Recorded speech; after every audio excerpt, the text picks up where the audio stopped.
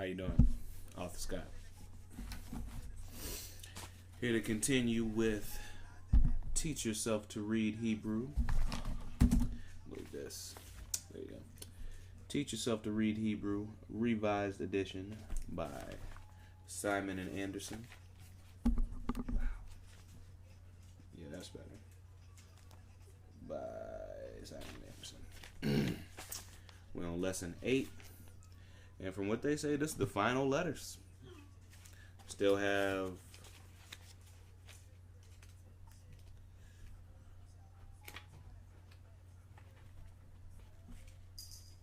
two chapters.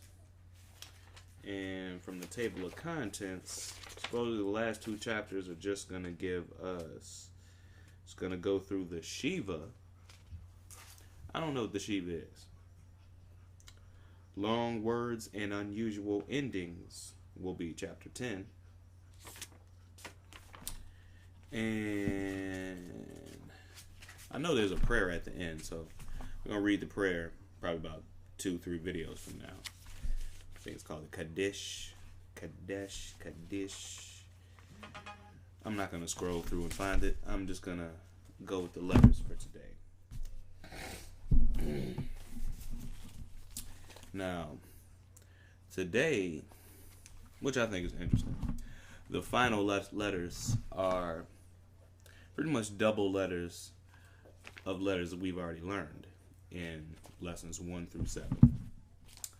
But there's a catch, and I kind of think it's cool. So, what we have now, letter 1, the Kaf. C-H, K as in Bach. We've done that before, but we've done it in this form. Just because I am not a artiste, go a couple chapters back and show you what a real one looked like. Should have thought about that before. There it is. Nope. There we go. Bam. That one. Kaf. C-H as in Bach. So, see my imitation. What we're focusing on is this one. This one. Kaf. And as we see, that is it there. It looks like an extended resh, in my opinion, or a resh with a long bottom. Kaf. C-H as in Bach. I can say it a million times. And I'll tell you why there's two versions in one moment. Uno momento. Next, we have another version of the Mem. M as in mother. And since I am not an artiste, I'm gonna just show you the other one. But the Mem is a giveaway because it's just a little boxed form of the original. So right here is the new version of the Mem. Just so you see them together for comparison, the Nun, the new Nun. N as in now. Now you see the original N, the original Nun, which I could have made a little bit longer. I'm going to show you the one in the book.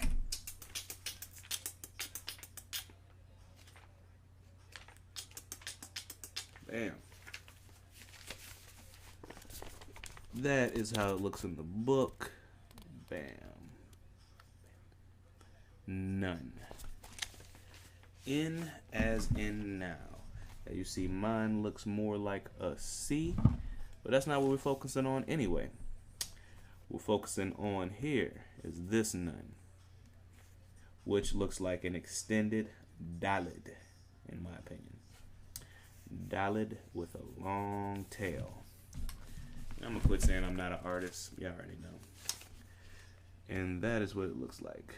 The only reason I compare it to the Dalit is because it has that indentation in the right hand corner, similar to the dalid. But this is not. This is a nun. Nun. End. Now you see the next letter is a pay. Pay. F as in food. And yeah, my pays was really whack. I ain't even gonna try that with y'all. This is the new pay, or what you would call the toupee. I'm joking. I know it's not even funny. But that is the new pay. F as in food. Pay. And I'm not even going to go to the notebook for this one. I'm just going to jump in because I have another example that's easier than my notebook. Notebook's just bigger. But, aside. That's a weird one. Side. And yeah, I'm going to the notebook because I have it written out, just so you know what I'm talking about. Side. That TS as in nuts. And you can actually tell that's the other one we learned. Side, side, side, side. TS sound as in nuts. Side. Now the reason we have a second version is because the new ones are actually the ending version of the letter. So if you were writing a word using the letters that I just showed, you would use the older version that I taught in previous lessons in the beginning and middle, beginning or middle of the word you're spelling out. But if coincidentally the word you're spelling out ends with the kaf, the mem, the nun, the pay, or the tsad, you would use the new version that I showed today. So, quick little chart for you to look at. The old version is on this side. The new version is on that side. And we have the kaf, the mem, the nun, the pay, and the tsad. Bring it in even closer just so you see the difference. But these letters represent the same sound. Bam. And where is that? That little exercise I thought was cool. Thought was pretty tight. And I'm going to show this because I like this. Letters that look alike don't get confused. That is a dalid.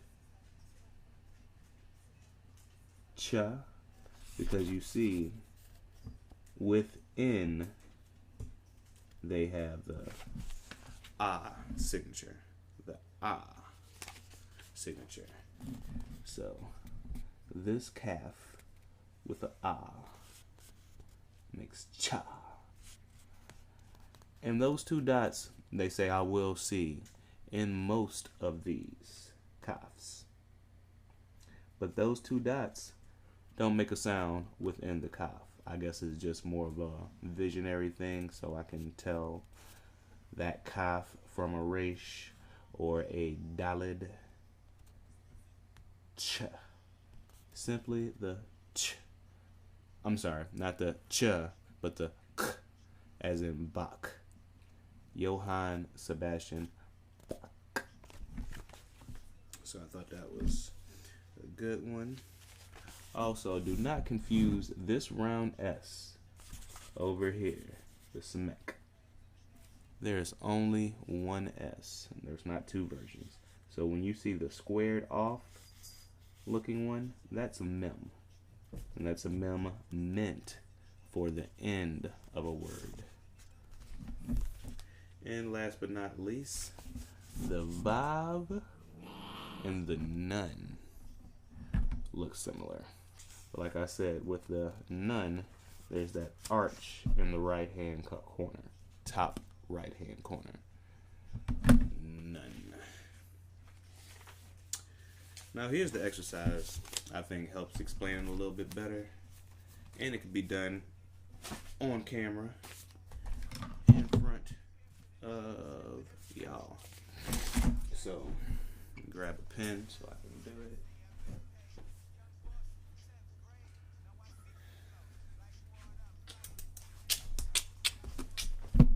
Alrighty. Now it says, write in the blanks the proper form of a letter shown at the beginning of each line. Right? Okay. So we're going to do a few examples. I'm pretty sure it means beginning and end because I see where some of the gaps are at the end of the word. But that's their issue, not mine. So here. Bam, bam, bam. I'm at a bad angle because I can't see what I'm showing y'all. Alright. I was in a way better spot last time. I move my computer. Alright, so here we have both versions of the nun sitting smack in your face by the one. Nun and nun. Bow, bow, bow. And as you see, the word next to it is blank. Is that a pay? Ah, snap, I done forgot a letter that fast. Just the title of it, not the actual letter. I know it's the P sound, but I'm not sure it's a pay. It is a pay. So I ain't forget, I was just second guessing myself, so. And I'm wrong, it's not a P sound, it's an F sound because it doesn't have the dot in the middle. So I will definitely write this on paper next time I want to use the book for one of these small exercises. But as you see here, gap with a I signature under it. Pay with a I signature under it. No dot in the center of the pay, making it a F. And then you have a lamed, L, at the end. So since this is the beginning of the word, I'm going to use the old version because this version of the nun, this version of the nun is meant for the end of a word. So since I'm at the beginning of this word, I will use the old version of the nun. So, Sister Mary Clarence, bring it on home. See how you put them little gel things on the end of a brand new pen? Sitting here looking stupid, trying to write in front of the people. So, it's red, but as you see, I've written a nun in that gap. Next, I'm going to move over. So, the gap is at the end of this word. So here we have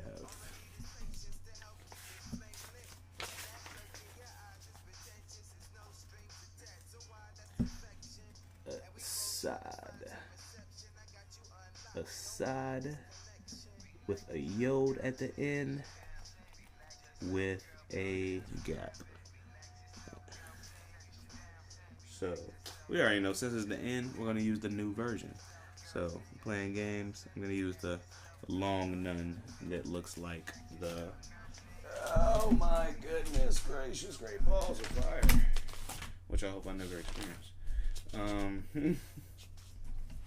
The old version of the nun, big, little, and I could do that all day, because it's as simple as using the, I guess it could be confusing when you read some important scripture. Like, oh, well, that's a whole nother version of the letter, but it's just very a simple lesson. So, like I said,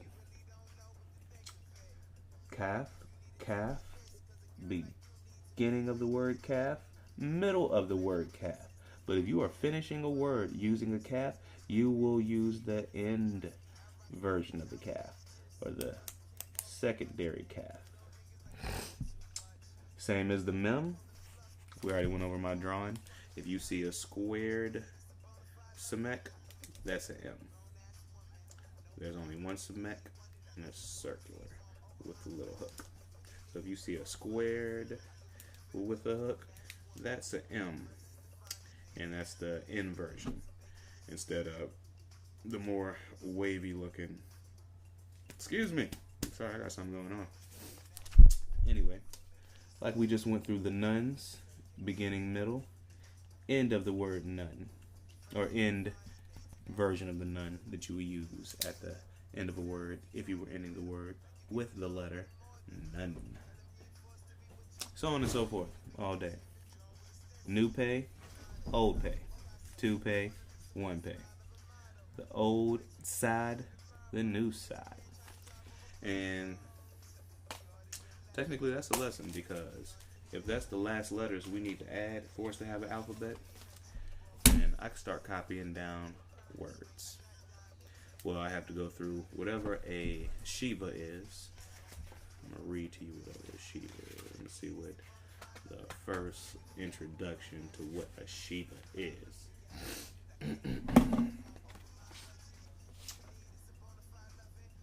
Oh, a Shiva is a vowel sound, so I guess we're getting a new vowel sound. And if I'm not mistaken,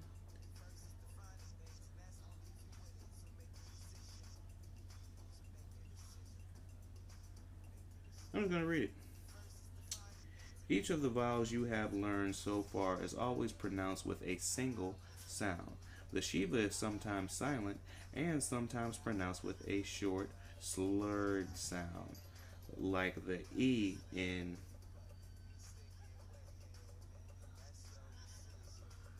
stupefy. Stupefy. Interesting word. Stupefy. So, short slur. Stupefy. Okay.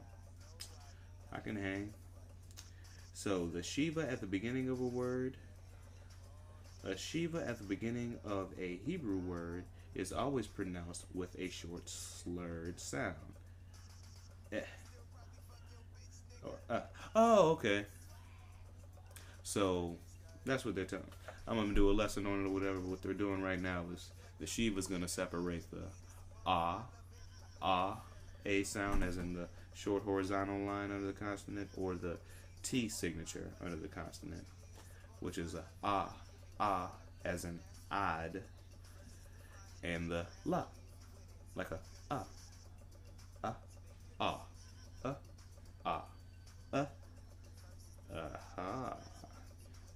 So that's what the Shiva is going to do, because I see the word they're using is maroon, lagoon, because it's not ma-roon or la-goon,